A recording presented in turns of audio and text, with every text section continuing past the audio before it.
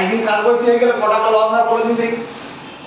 ওই জন্য খাওয়া হোক আর না হোক এখন মোবাইলটা রাখতে হবে মাস মানুষের, ঠিক আছে?